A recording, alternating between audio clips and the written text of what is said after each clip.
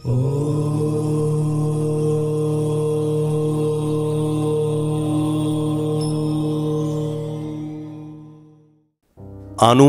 1941 সালের কোনো এক সময় কলকাতার শ্রীযুক্ত মাধবচন্দ্র মজুমদার মহাশয়ের বাড়িতে শ্রী শ্রী ঠাকুর কয়েকদিন অবস্থান করেন। মাধববাবুর স্ত্রীকে ঠাকুর একদিন বলেন, মা, আপনার পরনের সায়ার মতো আমারে একটা পেটিকোট বানাইয়া দেন, একটু যেন বড় সড়ো হয়, যাতে এতটা হয় বলিয়া ঠাকুর নিজের পায়ের কাছে হাত নিয়ে দেখিয়েছিলেন। নির্দেশ মতো তিনি একটি নতুন কাপড়ের সায়া তৈরি করে ঠাকুরকে অর্পণ করলেন।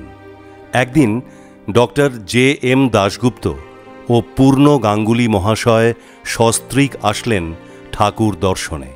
দেখলেন ঠাকুর সায়া পরে বিছানায় বসে আছেন। ডাক্তারবাবু ঠাকুরের শারীরিক কিছু পরীক্ষা করে বসলেন। ডাক্তারবাবুকে তাঁর স্ত্রী বললেন, এ অবস্থায় ঠাকুরের একটা ছবি তুলে রাখলে কেমন হয়? ডাক্তারবাবু ও পূর্ণবাবুর ব্যবস্থাপনায় ফটোগ্রাফার ছবি তুলতে এলেন। ঠাকুর পরিহিত সায়ার উপর একখানা চাদর জড়িয়ে নিলেন।